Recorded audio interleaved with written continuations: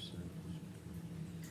Lord Jesus, I pray that you'll be with me in doing this so that I don't mess this up. I'm not the smartest tool in the shed. I pray your guidance, that your love will radiate through this so people will fall in love with you. Amen. So, okay, I'm going to share my faith story. This is never something I've never done before in this format.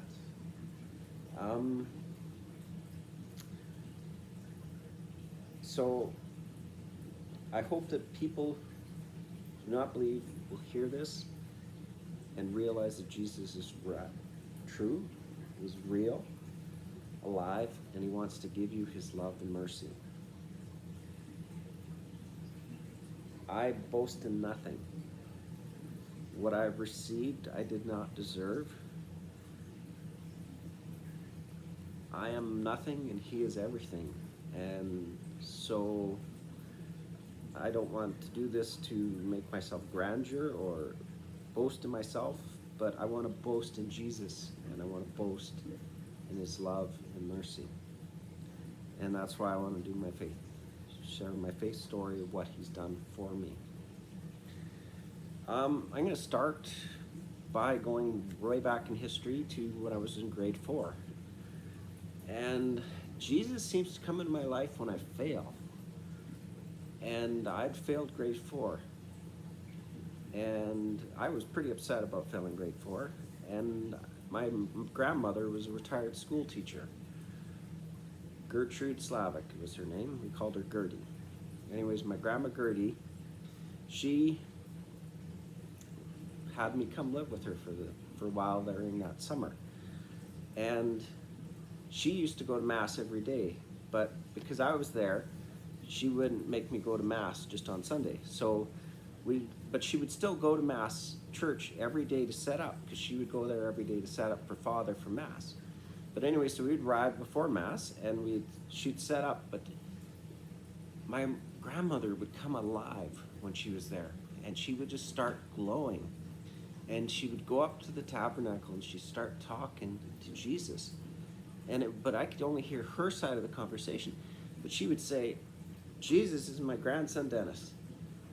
And then she would reply, "Yeah, I know you know him." And then she would listen. And then she would answer him. And they were talking, but I only could hear her side of the conversation. But she just lit up. And even as a person in grade 4, I could recognize that this was something special. Even though I'd failed grade 4, I'm obviously not that smart. But I could see that this was something important and beautiful. And I knew that I wanted what she had. But I wasn't sure what she had, but I knew I wanted it. And my grandma used to tell me that when she died and got to heaven, that St. Anthony was going to kick her in the bum, because she was always losing things and always bugging St. Anthony to help her find things. When I get to heaven, I think St. Peter's going to kick me in the bum, because I like picking on St. Peter, because I really like St. Peter because he either gets it right and does it awesome, or he completely blows it. And what I like about the completely blow it part is it gives me hope, because I completely blow it a lot. And so Jesus accepts Peter's messes and fixes them and helps him and corrects him. And so although Peter was a fisherman and I hate fish, I have a phobia of fish. So on one hand, I shouldn't have Peter's what I've sort of, but I just love when Peter messes up, because I mess up lots. And I'm just glad that Jesus can work with somebody who's not perfect and help us and change us.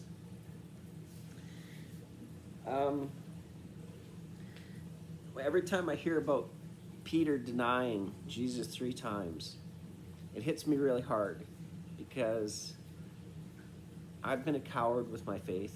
I've used to keep it hidden.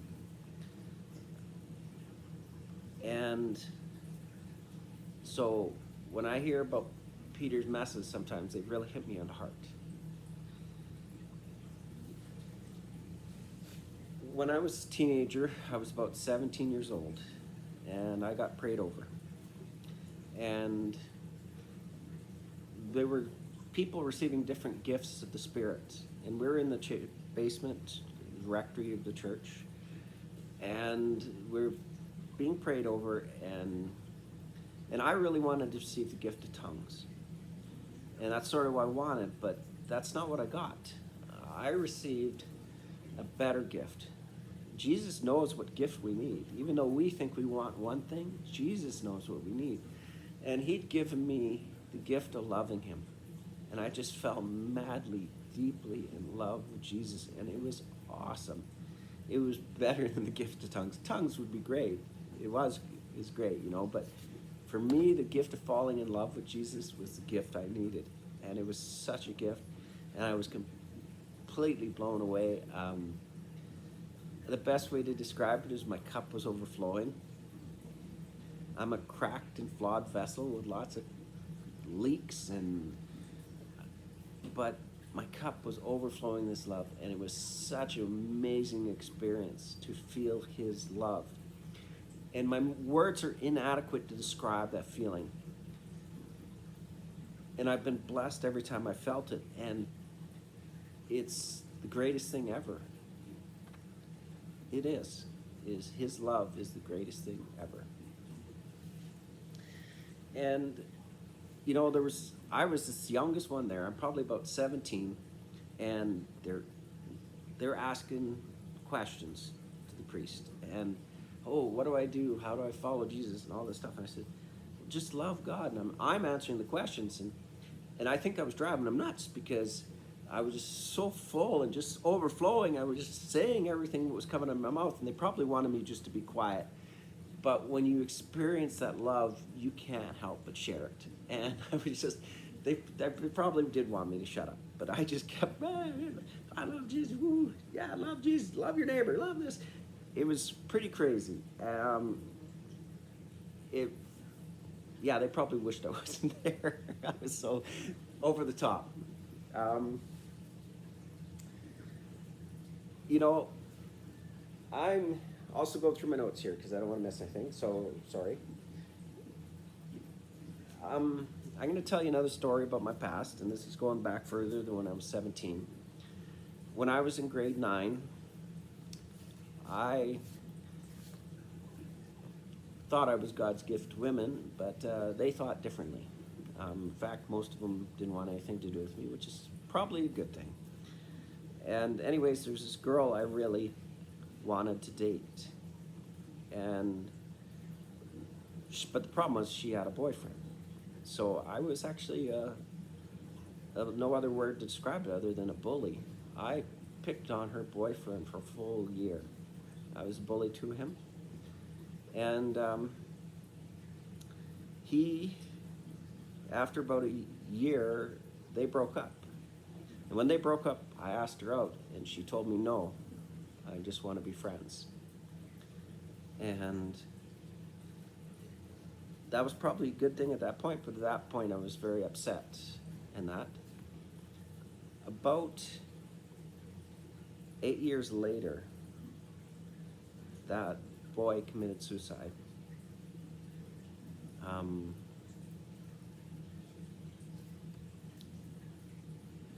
At that point when I heard that he had died, I'd remembered how I treated him, how I'd bullied him all year, and wasn't a very nice person to him. And I remembered all the bad things I did. And even though it was 8 years later and I wasn't direct cause of his suicide, I was devastated about it and had a great sense of guilt. And I thank God for the gift of reconciliation, confession, Because some things that you've done in your past are so hurtful and so hard that you can't get over them without God's help. And for me, when I go to confession, I really find Jesus there. He's really there. I can bare my soul to the priest, and I can feel his forgiveness and mercy.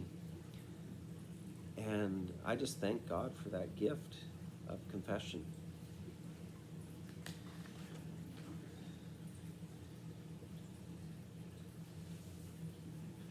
And my life, my Achilles heel, has always been that I've been girl crazy.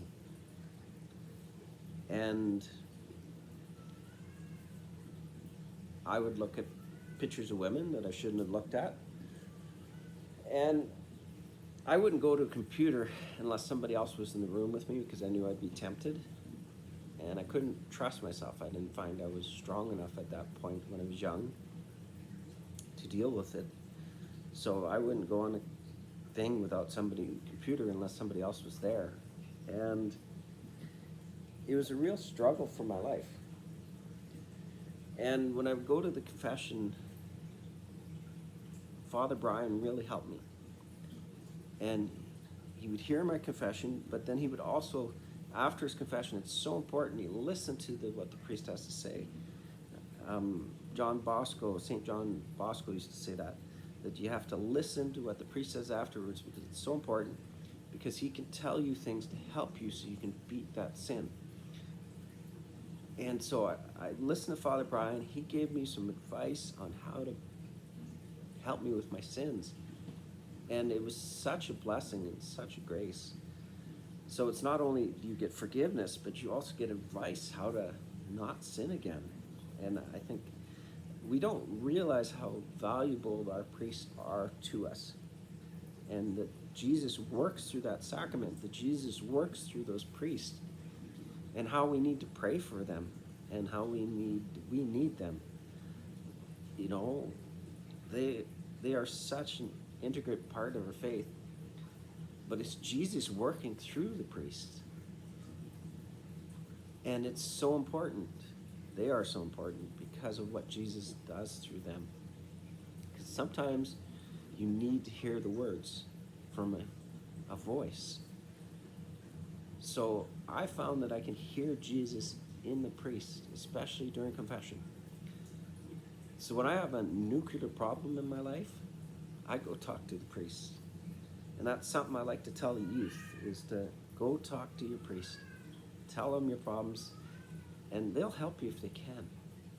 And what I love about it is they won't tell you what you want to hear, they'll tell you what you need to hear, which are often two different things. You don't want to hear what they have to say, but you need what they have to say.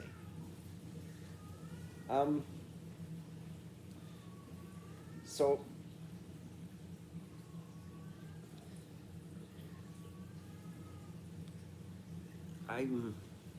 this is a hard part of my talk to talk about. I was never really good in school. I really struggled in school, and because of my struggles in school, I got sent away to a private school. It was very hard to leave my family. It was hard to be in a new school. It was hard to be away, but they had really good teachers, and it really did help my grades. My schooling picked up, but when I was there, it was a school of hard knocks too, because I used to get picked on. And I can remember I'd go to the phone, call my mom and dad at night, and I'd go there right after supper, and these two guys knew I was doing that and meet me there, and they'd beat me up every day. So just about every day for grade 7, I got beat up. When I went to school, to my class, I had a guy who sat behind me all the time, and he would stab me with his pencil over and over again. Just kept stabbing me. And and he would break his pencil off in my back, and then he would go sharpen it, and so he could have it nice and sharp, so he could keep stabbing me to the amusement of all the people who were behind him. And so I asked the teacher to be moved. My request to be moved was denied. And I didn't think on him, because if you were thinked on somebody, you were ostracized. And so I put up with it. And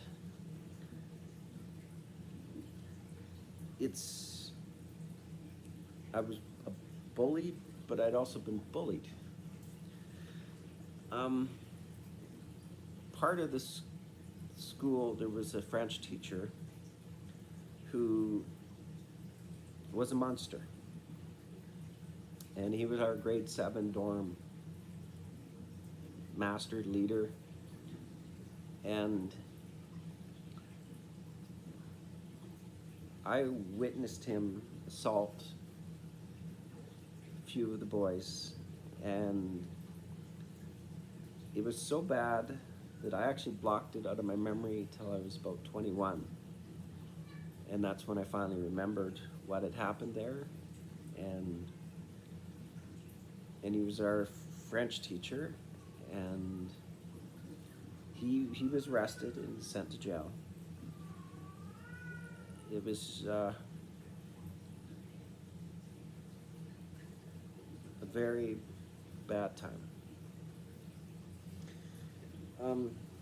But we are forgiven, and so we must forgive. And the Lord even says that in his Lord's Prayer, that we have to forgive. And even after he says the Lord's Prayer, he says, if you want to forgive, you have to forgive. And some things are so hard to forgive and to forget about that you can't handle it on your own. You can't deal with it on your own, that pain. And so you have to, when you can't handle it, it's so important we give this hurt and pain from our past to Jesus, because we can't deal with it. It is too overwhelming. I denied it for 8 years, and it was completely blocked from my memory. But when it came back, it is so hard, that forgiveness. And then it's sort of like an onion. You got to keep giving it to Jesus, and it's like an onion that gets peeled. And each time that onion gets a little smaller and smaller and smaller and smaller. And it's so, when we don't forgive somebody, they don't know that they're not forgiven, unless we're being a really jerk, and then they just think we're a jerk. And most cases, people don't know we're mad at them, that we're holding these grudges, we hold these angers, and we have to release them, because the reality is we're not hurting them. By not forgiving, we're hurting ourselves. And I was very grateful for Jesus' help to forgive and to get past this and work past it. This hurt that I've been caused, and being bullied, and being a bully, and forgiving, and to the other hurts that were caused to me in memories, to give them to Jesus. And let's look at our Lord's Prayer.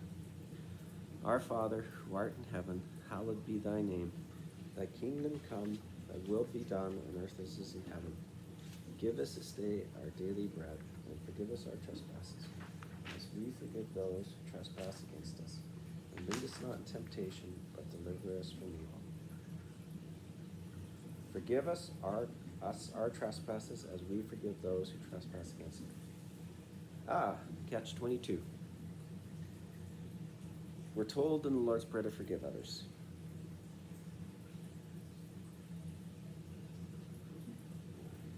Sorry.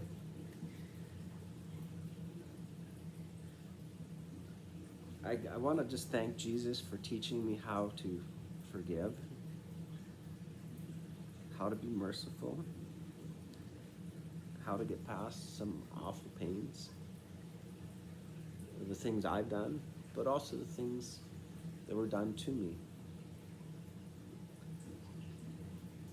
And I just thank God for his love and mercy, where he'll forgive me for things I've done. And if he can forgive me, I got to forgive others. But it's not an easy thing to do.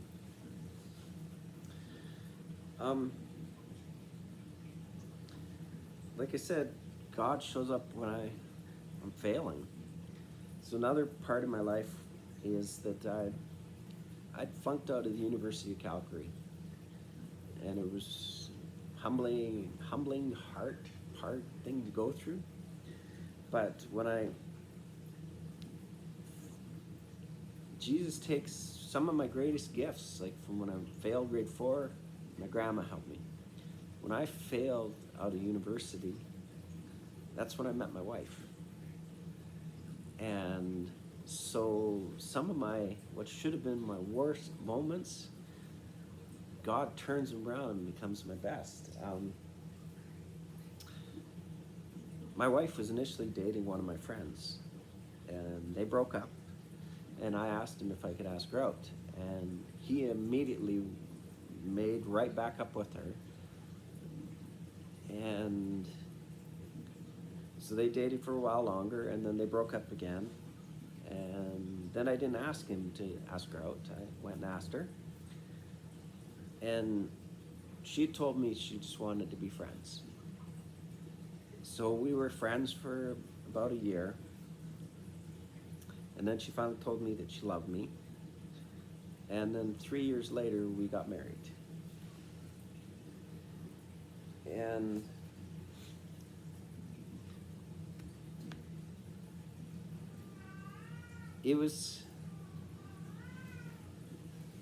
me and my wife have had 3 children,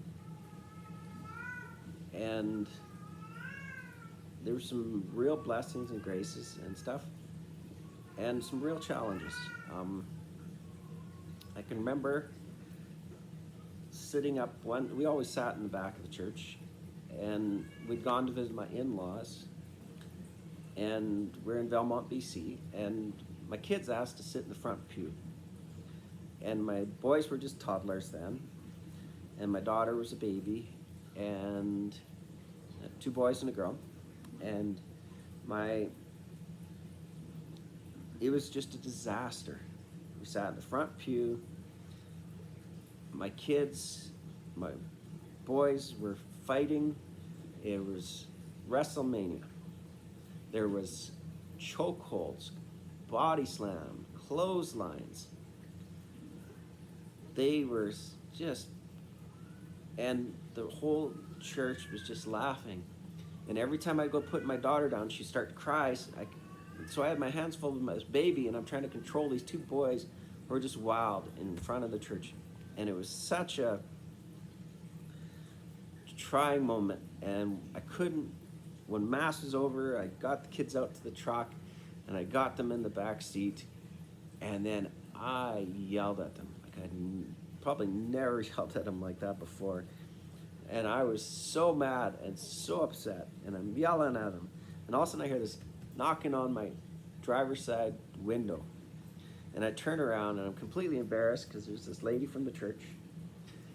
And I unroll my window, and she says, "Now you make sure you bring those sweethearts back again." And so I did.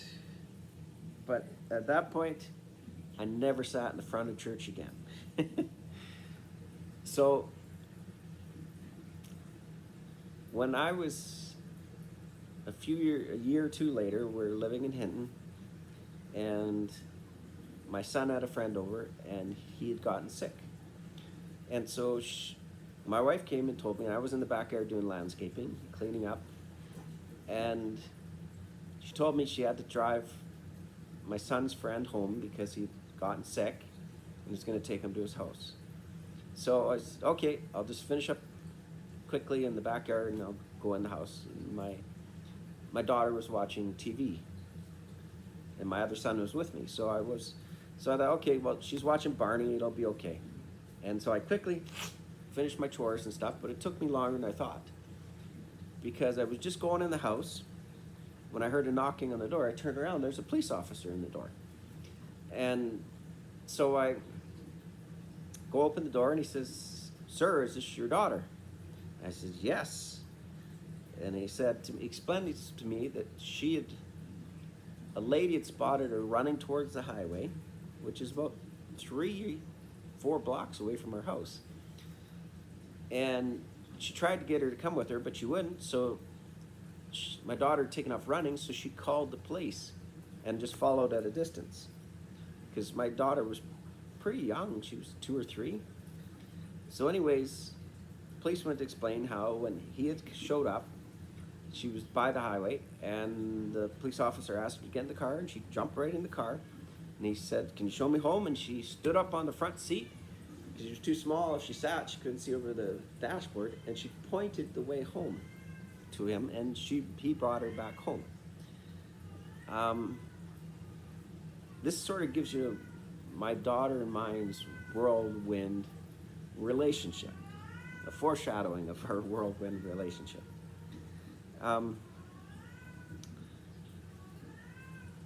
My daughter ran away from home again, and I found her in a filthy basement, and I brought her home. Then she ran away again, and I found her at a youth center, which led to an ugly confrontation, and I ended up having to call the police and have her arrested. And so she's arrested. The police officer tells me, "Well, I can't really take her to jail." And so we gave her a choice. I told the police officer, I gave her a choice. She can go visit one of my wife's 2 co-workers, stay there for the night. And so anyway, she chose to go to Wendy's place. And so the police officer said, "Okay, fine." She wasn't sure what the address was, but she knew how to get there. So again, she told the police officer how to get to Wendy's house. And when he arrived, he couldn't believe it, because Wendy was the police officer's neighbor. So we hadn't talked to Wendy yet. The police officer went up and talked to Wendy and explained what happened and asked if Chanel could stay the night. Wendy said for sure. And the police officer went and he gave my daughter the what for, because he said, "I live next door and you're not going anywhere." And so anyways, my daughter went in, and Wendy grabbed her, threw up her against the wall, and gave her the what for. And her husband's like, "Whoa, whoa, whoa, you can't do that."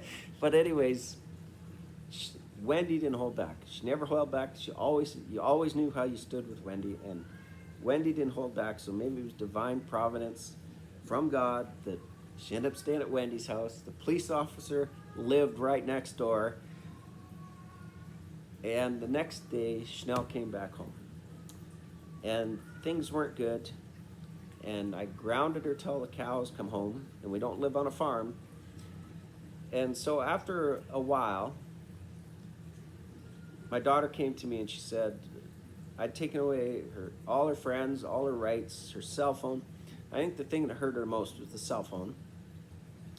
But she came to me and said, "What can I do to loosen my sentence?" And so I just heard about this search retreat. And so I said, "Well, if you go on this retreat, we'll probably loosen your sentence off." And so she said yes, she would go on the search retreat. I think a big part of the reason why she wanted to go was just to get away from me and my wife. Mostly me. Our relationship wasn't very good at that point. And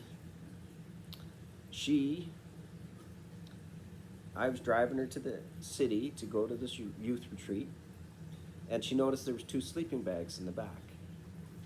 And so she said, "Are you coming, Dad?" And she says, "If you're going, I don't want to go." And I said, "Okay, fine. I won't go. I promised them I'd go help in the kitchen, but I won't go." But I knew she was sneaking in these vampire books, and which she wasn't supposed to bring, and she was bringing in her music, and I knew she wasn't supposed to bring that either. So I said, you give me your music, give me your vampire books, go participate in the weekend, I will not be there. So anyways, it turned out to be a good thing I wasn't there. I just went and stayed at a family member's house, and Chanel got sick during the weekend. She developed a bad sore throat, and so she was calling on my cell phone, which I had on with me. It was on all weekend. Other people were calling with me. I talked to other people, and I wasn't that far away.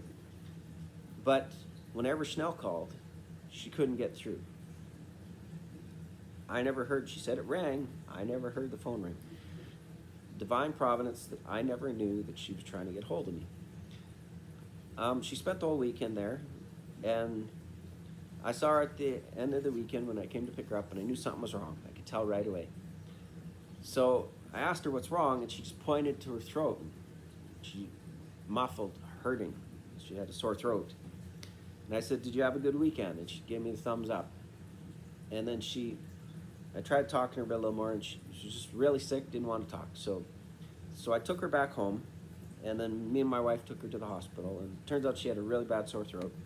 So they gave her some antibiotics, and we went home. And so all week we're taking care of Chanel because she's really sick, and it made her, and then we ended up having to take her back to the city, and they did a small operation on her throat to relieve some of this infection she had on her throat. But that week was really good because it made her realize that she still needed us to help her, take care of her. That we were her parents, that we loved her, we'd be there to support her in down times when things were bad. So it was a good week. But we noticed the Search Youth Retreat had made a big difference in Chanel's life. She came back changed. But after a few months, though, she started going back to her old ways. And so my wife had told me it's time for Chanel to go to another youth retreat.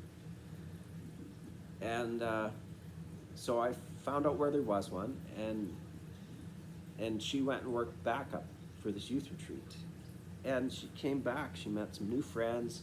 She came back a different girl than she was. And it was a good thing, and it was a real positive thing for her. And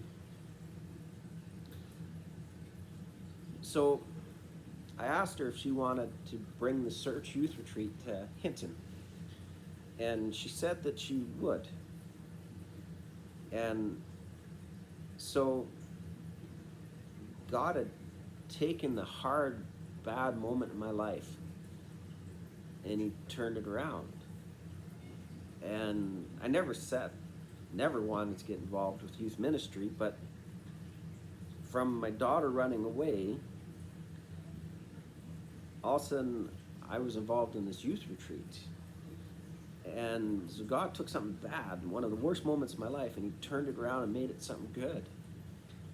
And I was just completely blown away at how Jesus could do that, how he keeps doing that to me, how he takes my negative, my fault, and he turns around and uses it for his good.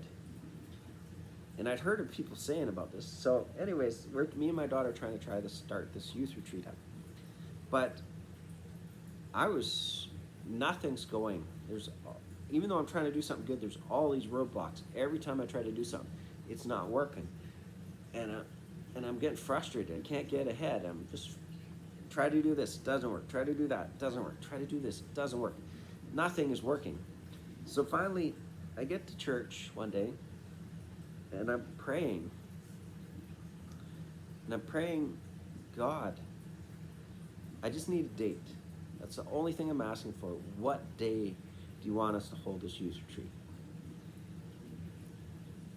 And so anyways, this is the end of Mass. This is when I said this prayer, and I get up, I genuflect, and I'm going to leave, and then I heard a male voice say, sit down. And I'll tell you, I sat down in the pew right behind where I was, fast. It was a voice that spoke with authority. And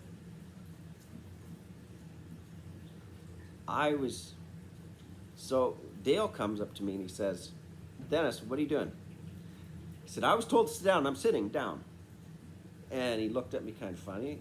He didn't know I'd heard a voice when there was nobody standing around me. There was absolutely nobody around me when I heard this voice. And Dale said to me, "I got some people I want you to meet." So turns out there was a youth ministry team that was sitting beside him at church. He brought them over to me, and even though I'd asked God for only one thing, I said, "Give me a date." I had a whole bunch of other problems. God answered my question. The youth ministry team told me the date they could come.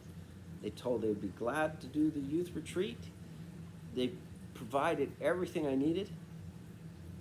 And so in one fell swoop, I'd asked God for one thing, and he'd solved all my problems.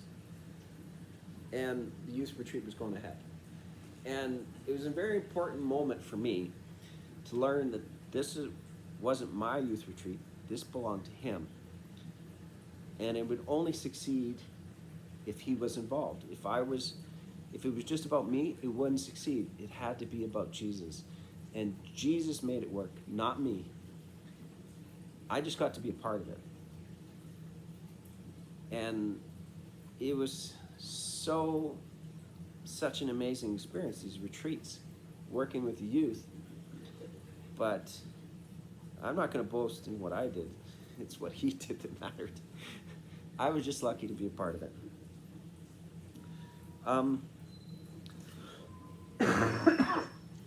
I'd forgotten to tell you part of my story, so my timeline is all over the place. I'm sorry. I told you earlier that I was a coward and I didn't share my faith. So anyways, I'd gone to this retreat, and part of the thing during this retreat, it was just every night at church for a couple hours for a week. So anyways, at the end of it, they said, ask God for something. And so what I asked God for was courage, moral courage to share my faith, because I had this great love of Jesus, but I was scared to share my faith with anybody. And so I prayed for moral courage, and I wrote on the sheet that I want moral courage. And then they crinkled all this, what you asked up, and they burnt it all in front of the church, giving it to Jesus to answer your prayers. And they said, your prayers are answered. And I didn't feel any stronger. I was still a coward. I couldn't share my faith. I kept it hidden. And so anyways, a while later, I went and I'm in Mass, and I pray again. I pray for moral courage. And the gift had probably been given to me, but I was too scared and I didn't believe. So anyways, they start singing. It's during the Eucharist, they're singing, and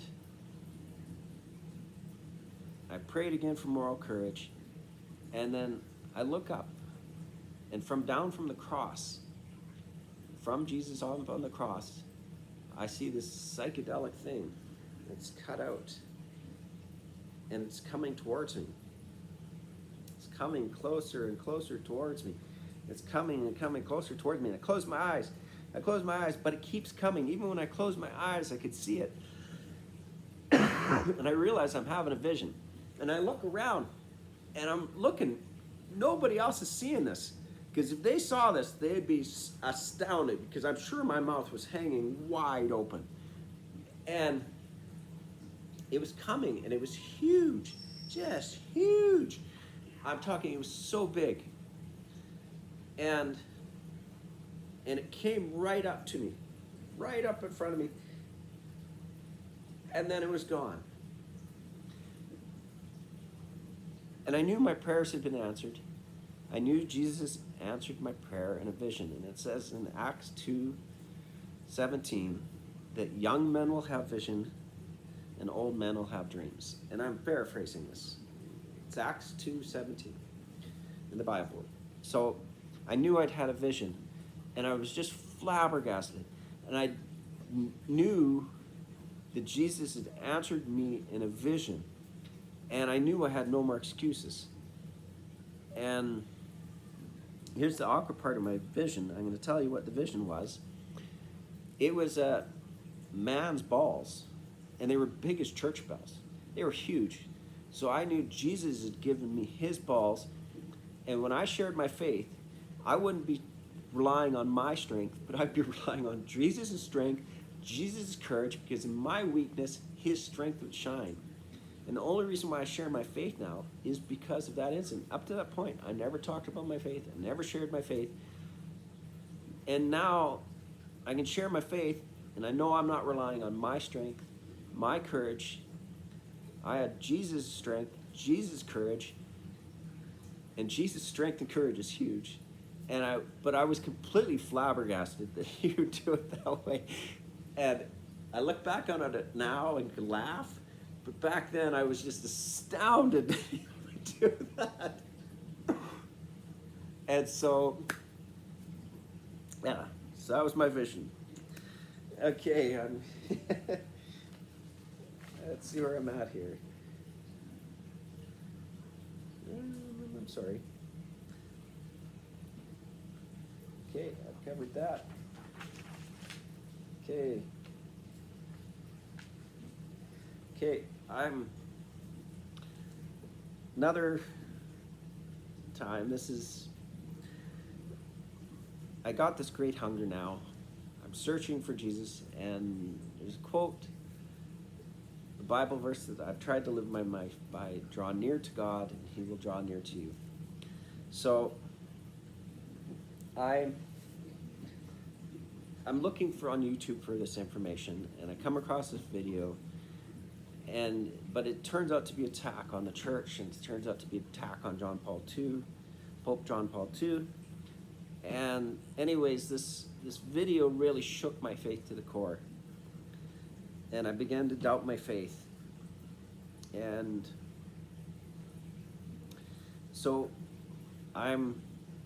it led to a depression, and it affected my ability to sleep. It affected my ability to eat. It had affected my mood. I was going downhill fast. And I actually never formally left the church. I kept going to church, but in my heart, I'd lost my Catholic faith.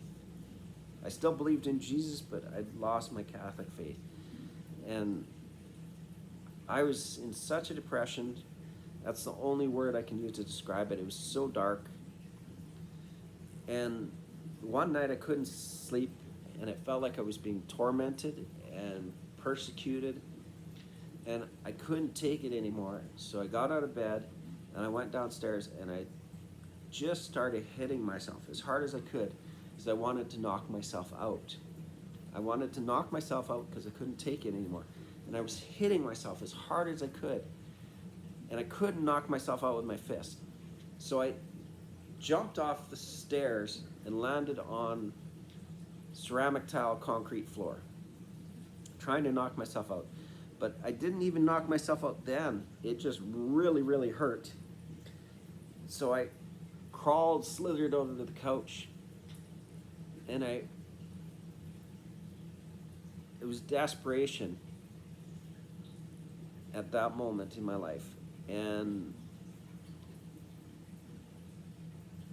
it was so dark, so low, and the only thing I could think of to do was pray. And I got to the couch, and I prayed the Divine Mercy Chaplet.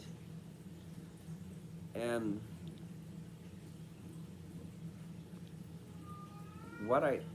I didn't hear Jesus' voice, I just felt.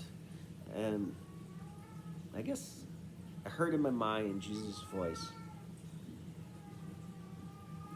Just like when Peter's trying to walk on water, and he starts to doubt, and he sinks, and Jesus says to him, "Oh, you have so little faith." And then he reaches down and picks Peter up. And after I'd prayed the Divine Mercy prayer, I felt Jesus picking me up. And I heard those words, oh, you of so little faith. And then he reminded me of all the things he'd done for me. How many gifts and graces I've been given that so many people aren't given these gifts and graces. And I'm the one who lost my faith. Yet he'd given me so many gifts and graces. I'd seen miracles. And I'd felt his love. And I'd been given so much. And yet I'd let him down. And it just reminded me of Peter when he tried to walk on water. And I did hear those words, oh, you of so little faith. And it reminded me of that passage. So whenever I hear that passage, it hits me hard.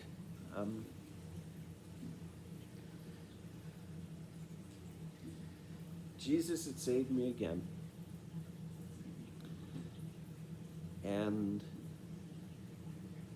it was a hard time. And I knew I wanted to do something for Jesus. And my wife had started going to another church. And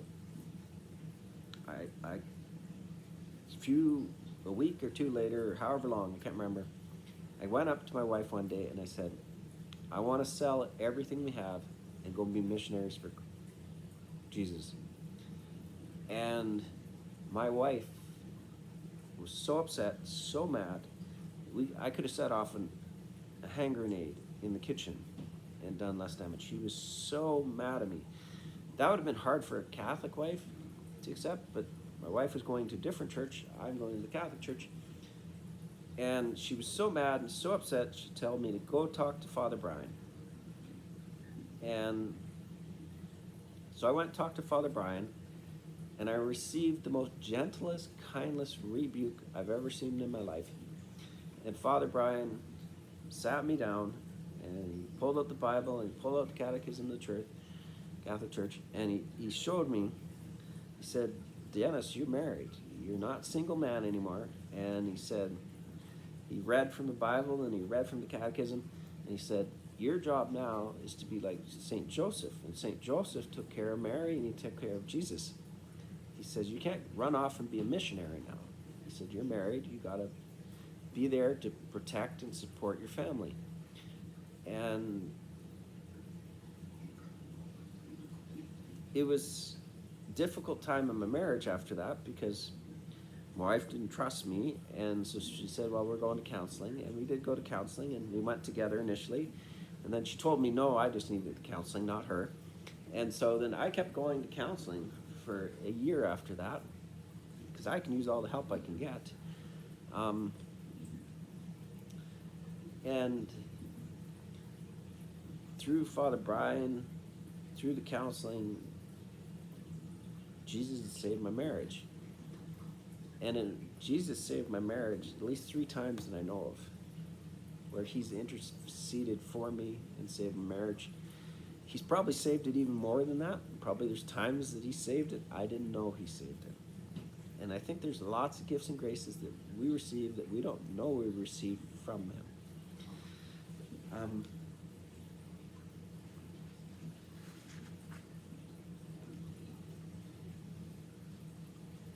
Okay.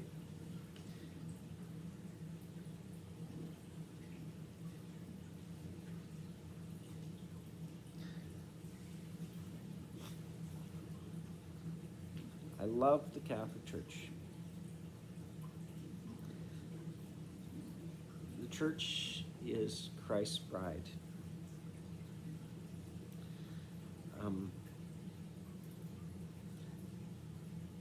And go back to Peter, Matthew 16:18. I tell you, you are Peter, and on this rock I will build my church, and the gates of hell will not prevail against it. I give you the keys of the kingdom in heaven. Whatever you bind on earth shall be bound in heaven. Whatever you loose on earth shall be loosed in heaven. Matthew 16:18. And I loved Mass. I love going to church. I can't wait to get there. I think it's beautiful. I think it is so great to receive the daily bread, like we see here from the Lord's Prayer. And I love the Old Testament. I love the Psalms. I love the New Testament. I love the Gospels. I love how they are interwoven, and it's like this beautiful tapestry that's put together. And I try to wrap my mind how they're related, and then Father's homily and how it's worked in, and I'm Jesus is such an important part of my story, and I don't want to mess it up, so I need your help.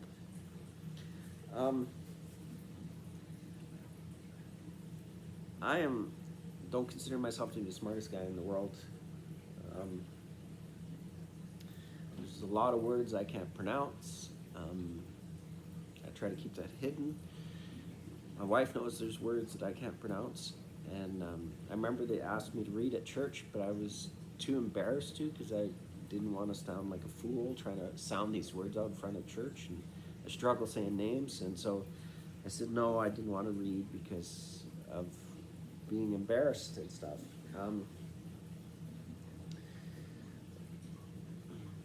My mind goes blank sometimes when I'm trying to talk about things that I do know, and so here I'm going to try to explain for what I consider is the greatest mystery of the church. And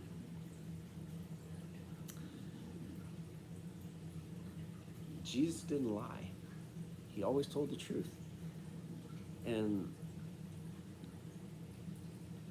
But like he told Thomas, you believe because you're seeing. Happy are those who believe without seeing. And so what I'm trying to talk about is Jesus' real presence in the Eucharist. Jesus says, "This is my body." And he's holding the bread at the Last Supper. And he said, "Is my body." And he said, takes the cup, and he says, "This is my blood." And we have to take Jesus as his words. His words are truth. He's not talking at this moment in a parable. And this is the Last Supper. It's so important what is said. It's like his final instruction words to the disciples. This is my body. This is my blood. And so we have to believe Jesus' words, even if we can't see it. So even though it looks like bread, it tastes like bread, he says it is my body. And so as a Catholic, we accept that it is his true body. And I remember hearing about this miracle story about a priest who didn't believe, and the Eucharist had changed on the altar. And so anyways, they sent a piece of this to an atheist scientist to study. And when he studied this, he said, it's a piece of human tissue, and it was being tortured. And the sample was taken when it was alive, but it was the ventricle of the heart that pumps the blood. And so this atheist scientist wanted to know, how did you get the sample? And he said it was from the Middle East, a Middle Eastern man, and even knew the blood type and that. But he said, where did you get the sample? And they said it was the Eucharist from Mass. And the scientist was completely blown away, because he couldn't figure out how to get a sample. It was the heart being tortured, he said. The man was being tortured, and you could tell it was a man, and they could tell his blood type was AB positive.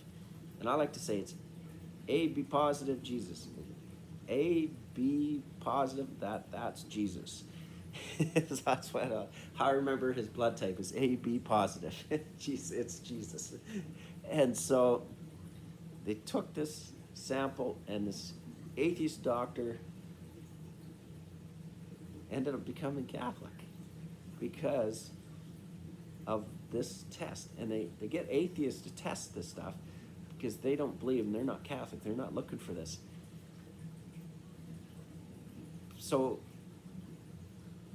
a scientist can test it and find it in this case. And for most of us, it looks like bread, it tastes like bread, but it is Jesus, and we have to believe because of Jesus' word.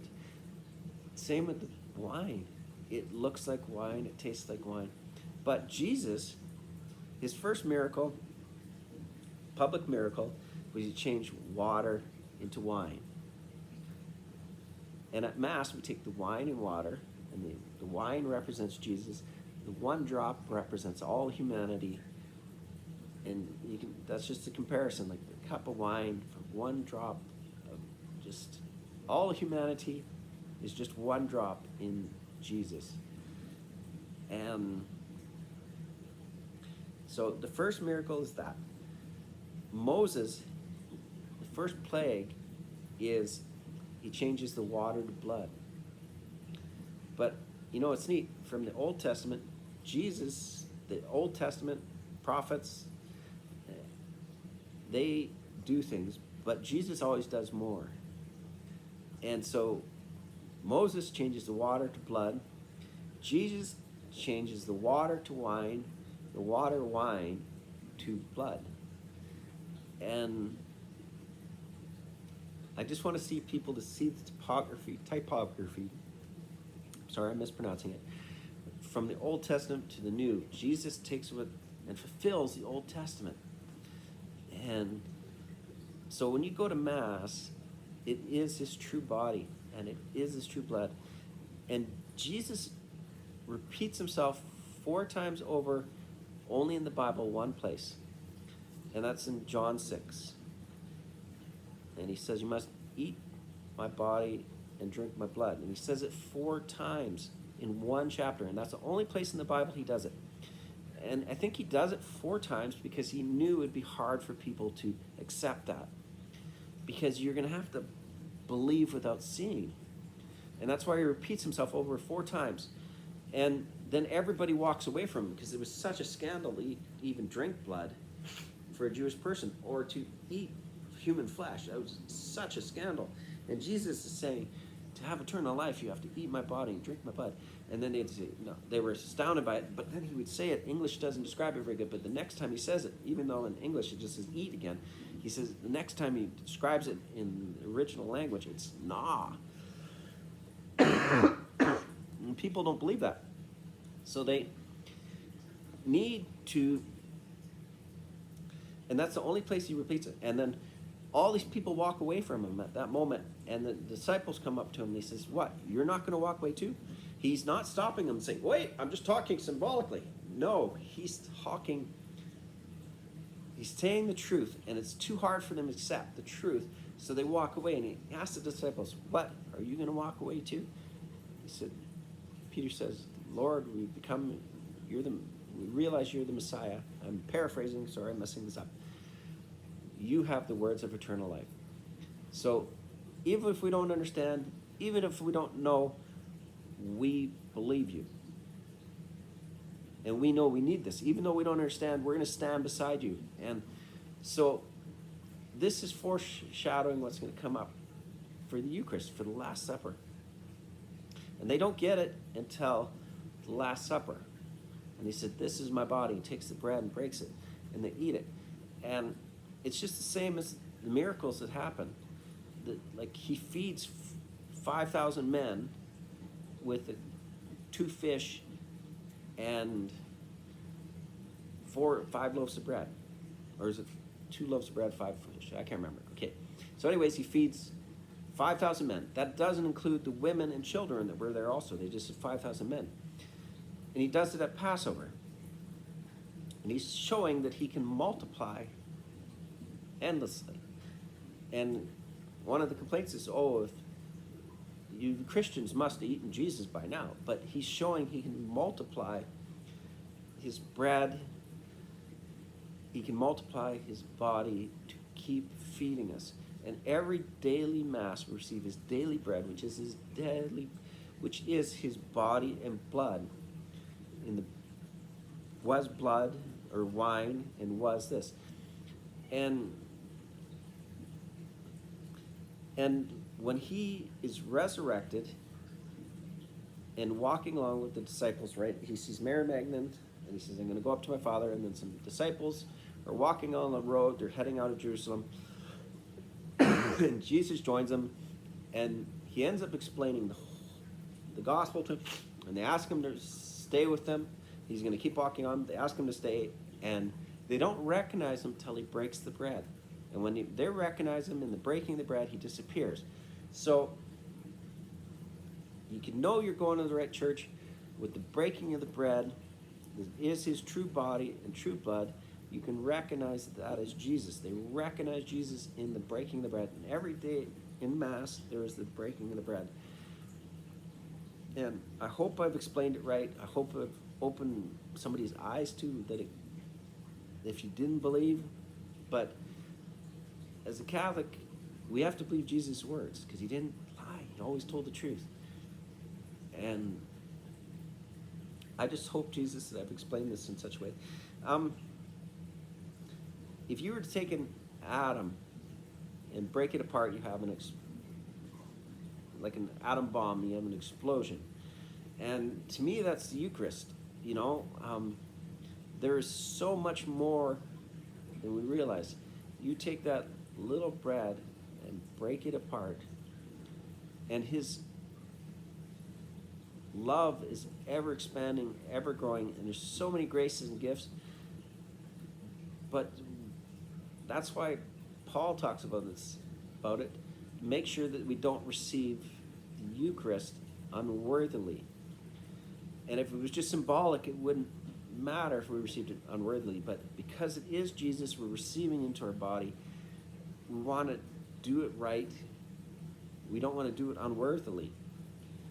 And that's why it's important, I feel, to go to confession lots so that you receive Jesus worthily.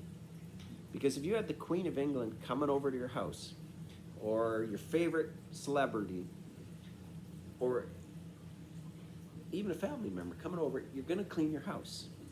You're going to clean your house and try to make it look nice. Now, how much more for the Son of God are you not going to want to clean your house? So, if you're going to receive him inside of you, wouldn't you want to clean your soul from the inside so that it's a good place for him to come? And so that's why we have confession, so that we can clean our soul. And that's, for me, that's why I think we need to go to confession lots, because you're going to take a shower at least once a week. You know, shouldn't you go to confession at least once a month? That's what I think.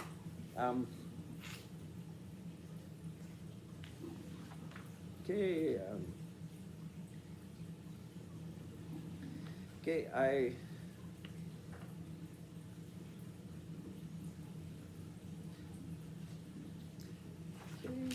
sorry.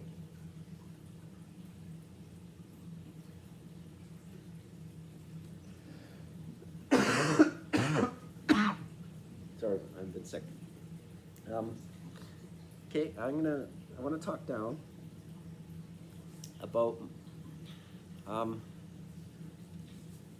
like I said, I'd always sat in the back of church, and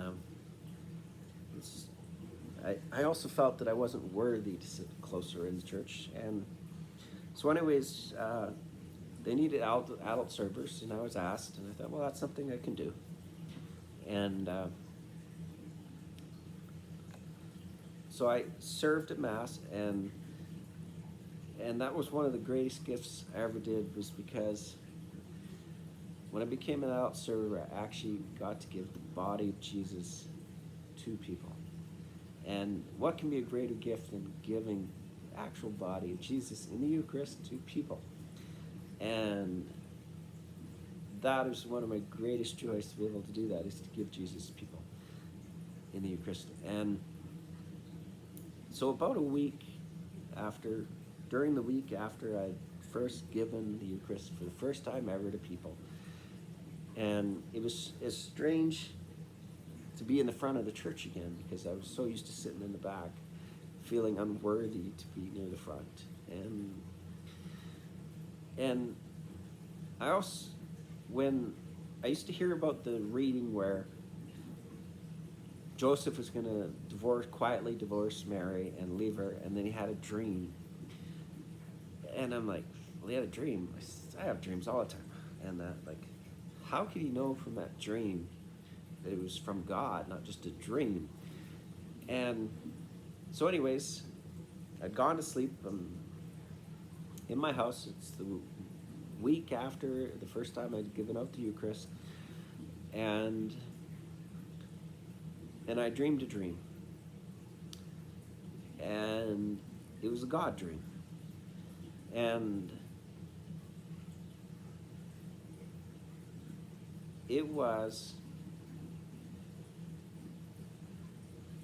I was in church again. It was a dream, but I'm in church. And coming, just like my vision, coming down from the altar, the cross, from Jesus, is this huge Eucharist.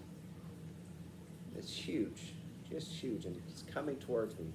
And just like the vision, it's getting bigger and bigger and bigger, and it's huge, this huge Eucharist. But it is so bright.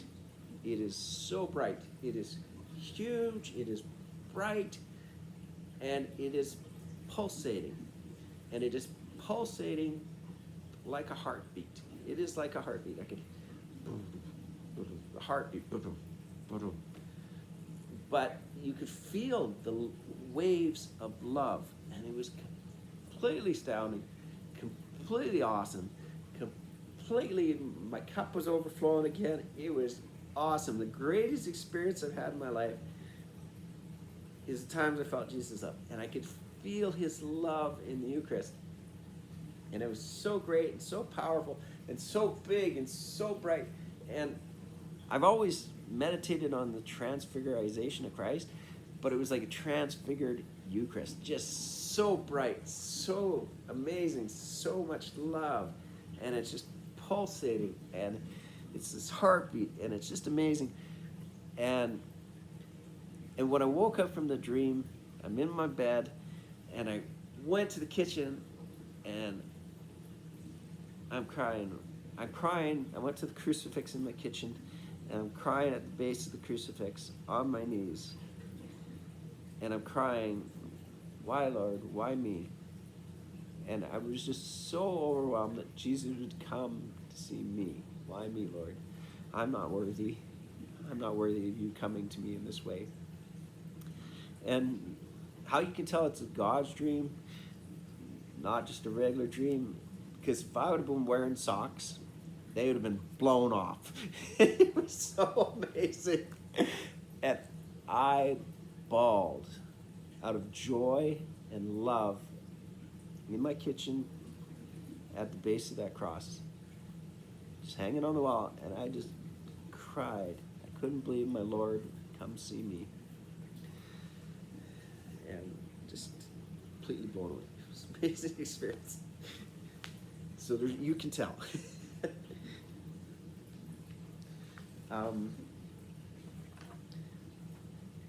So I've had other amazing things happen to me.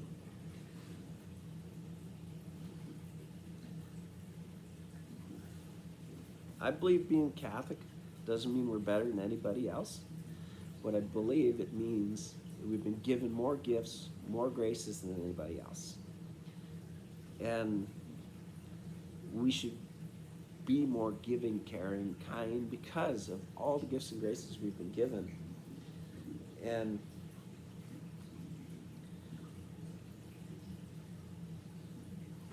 I probably should end it now, but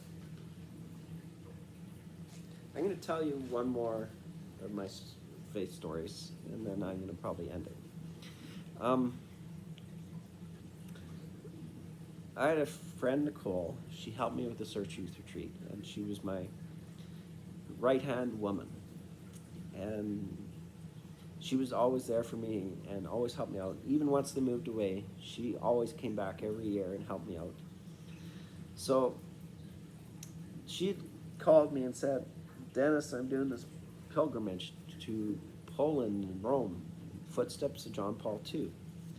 And when I prayed to Jesus, it was so beautiful, he told me you're supposed to come.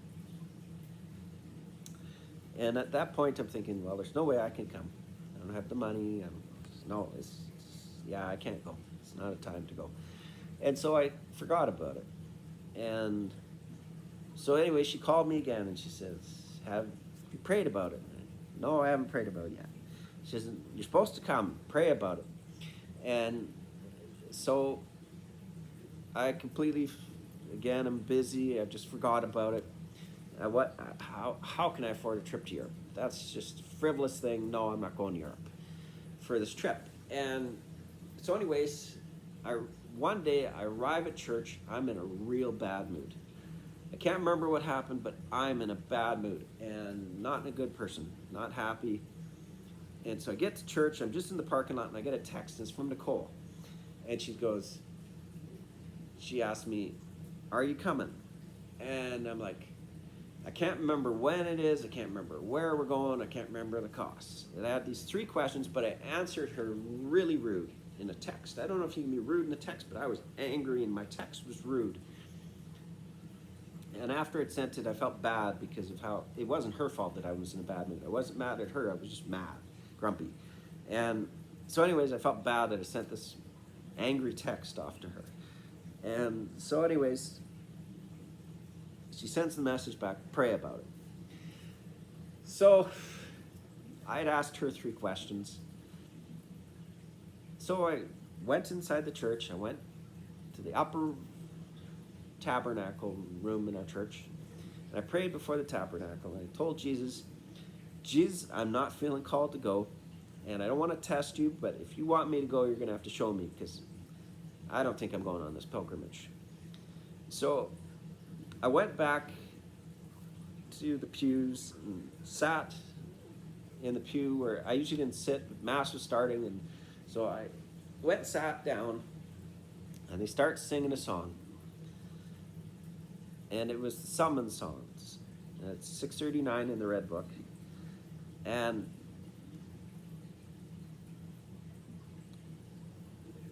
I don't know how to explain it properly, but my heart was pounding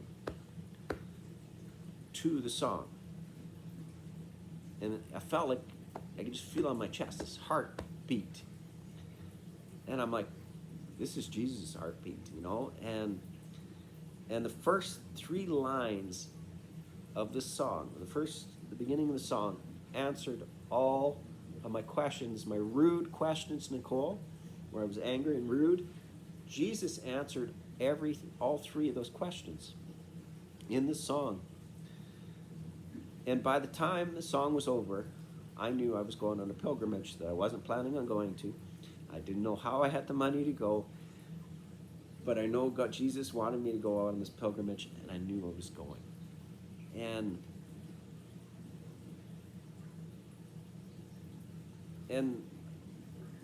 so I managed to save up the money, managed to go on this pilgrimage. And one of the things they wanted to do on this pilgrimage is you had to say this novena before you went on this pilgrimage. And so I saw it, and it's the Divine Mercy picture. So I said, I know the Divine Mercy novena. I'll just pray that. And so you're supposed to start before so many days before the pilgrimage. So I just start doing the Divine Mercy novena. But I was halfway through this novena when I realized that I was doing it wrong. Because when I finally opened it up, it's a different novena. This is not supposed to be Divine Mercy novena. I'm supposed to be surrender everything to Jesus novena. The surrender novena is what we'll call it. And so I'm doing the wrong novena. So, okay, I'm just going to start doing the right novena. I'm 5 or 6 days late, but I'm going to start doing the novena. So I still did just one a day, and I just did it into the pilgrimage. So anyways, I'm supposed to surrender all my expectations. But there's one thing I was really looking forward to this trip. I wanted to go because Divine Mercy prayer and Jesus brought me back my faith through this. I really wanted to see the convent where Sister Faustina, Saint Faustina, where she lived and stuff. I really was looking so forward, and I had all these expectations in my mind of what it was going to be like. So anyways, we go to the convent. It's our last day in Poland, and Poland was wonderful. I love being in Poland. It was an amazing country. I just love the churches. I love that there's Catholic priests everywhere. I love the fact that in Krakow there was the one square. There was one Catholic church with another Catholic church beside it, and I could throw on a baseball and hit the third Catholic church. 3 Catholic churches in the same square. I thought it was just great. So anyways, we're going to our convent. I'm excited. I have all these expectations. I've been dreaming about what this convent's going to be like. And then we're going to spend some time with the nuns. And I thought it would just be us and the nuns.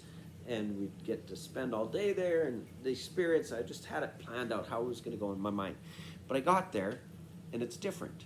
I was expecting an old castle, and it was a brick building. But it wasn't the castle I was expecting.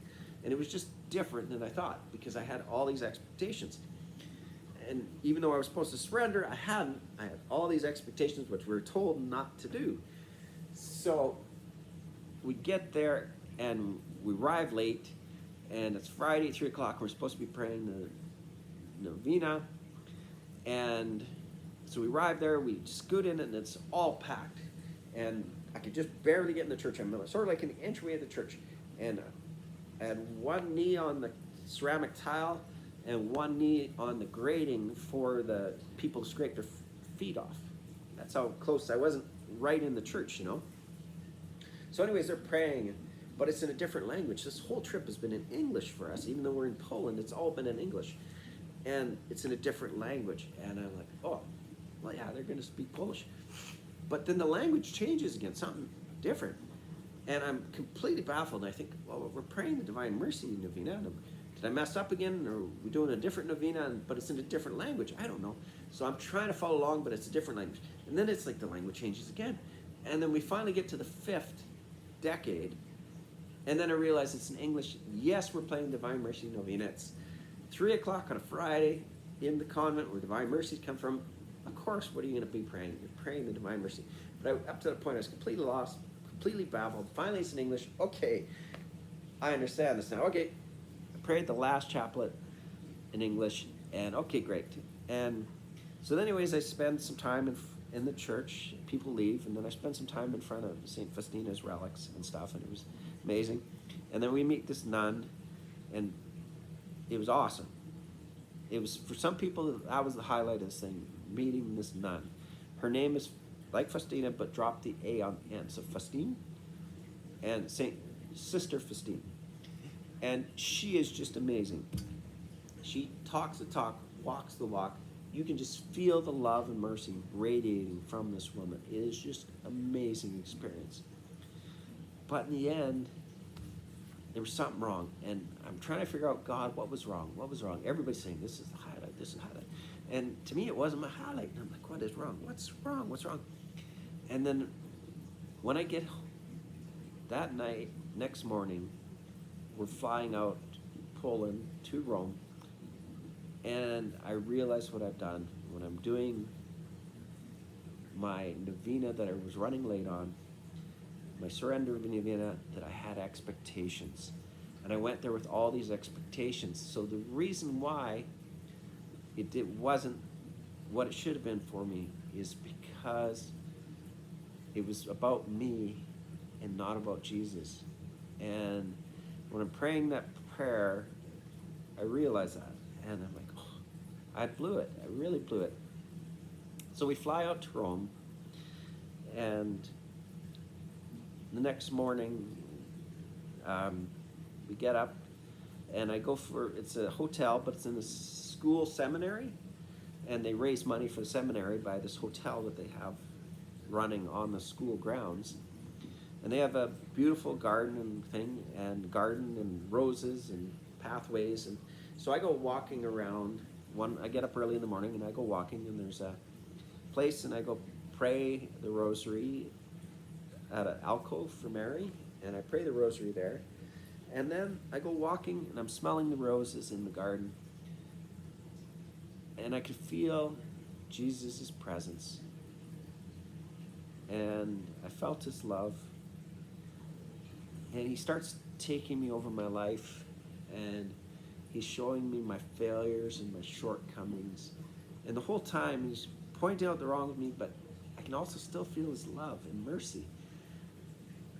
The word I would use to describe it is illumination of conscience. And so we're walking along the garden, and I'm seeing how Jesus sees me. And I'm realizing how far and short and the mistakes I've made. And it's very humbling. The whole time, well, it's humbling. You still feel love. You feel this great love. And so anyways, I'm walking in the garden, and then I realize, well, I got to get to Mass. I'm going to be late for Mass. And on this trip, you see the most beautiful churches in Poland, and I hadn't seen any church in Rome yet. And some of the most beautiful churches I've seen in my whole life. But we're saying Mass, and it's in the basement of the hotel, and you walk by all these boxes and desks and chairs, and we go in this room, and it's these green walls. I wasn't impressed with the green. I didn't like the green, okay? And red plastic lawn furniture. But I just had illumination of conscience. So anyways, I go sit in the back of the corner, and I'm crying. But I'm sitting in the back corner so that nobody will see me crying. And Nicole comes up to me and sits beside me and says, "Okay, Dennis, let's sing. It's your song. It's a summon song." And she starts singing the song, but that even hits me hard because it's the song that brought me to Poland and Rome. And I'm crying in this ugly room that we're saying Mass, and it has an altar. But it's just green walls and red plastic furnitures, but I'm crying, and they start singing the song, and I start crying harder because that's the song that brought me there, and it's the song that Jesus answered me in, and then we start Mass, and we get to the first reading, and it feels like the reading is just for me, and it just feels like I just got punched, just like boom, and I could just it's so true. I can see my shortcomings, my failures, and reminding me of my illumination concept, and it just hit home so much. And then the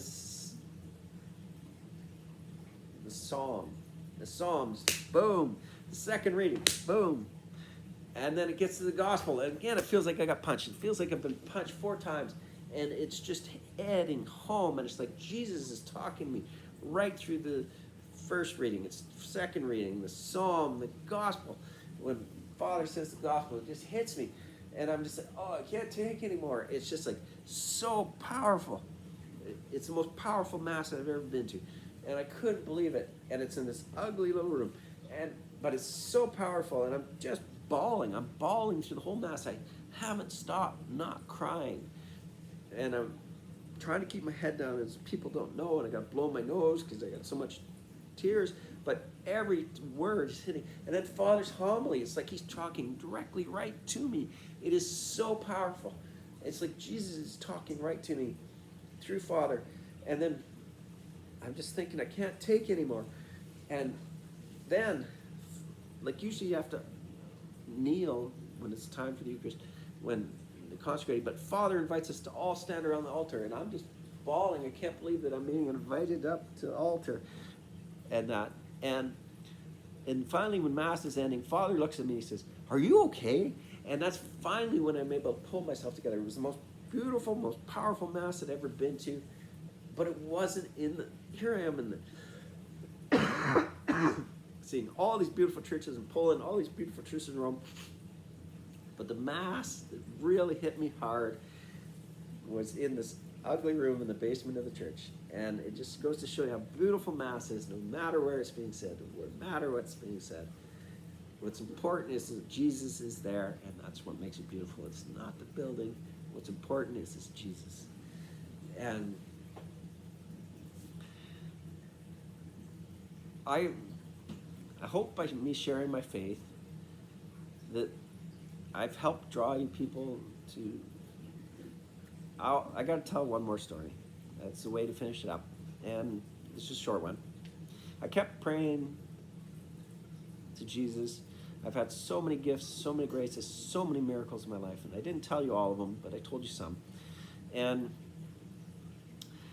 I kept praying, why me, Lord? And there's even a song, why me, Lord? What have I ever done to deserve one of what you've given me? And that was my song, why me, Lord? I kept praying that, why me, Lord? Why me? Why me? And I kept praying that over and over and over. And Jesus seemed really reluctant to tell me why. I'm just like, why me, Lord? Why? And finally one day, he says, okay, I'll let you know. And he's with love and stuff. It's all with love. But he says, he still was like reluctant to tell me why I'd been chosen to be given all these gifts, all these graces. Why me out of everybody? Why would you choose to reveal yourself, that I get to hear your voice, that I get all these gifts and graces? Why? And so anyways, he leads me on the internet to the story about this nun. And her question is the exact same thing as me. And she's saying the exact same thing as me. And I'm like, yes. This nun is the same as me. She's getting all these gifts, all these graces. And she, why me, Lord? Why me? And she kept the same questions I'm asking. She's asking the same. It is so funny how close the same is. And Jesus reveals to her that the reason why he's given her all the gifts and graces in this convent is because she was the worst nun. She was the worst nun in the whole convent, and that's why she'd been given all these gifts and graces. And I knew that I'd been given all these gifts and graces because I was the worst.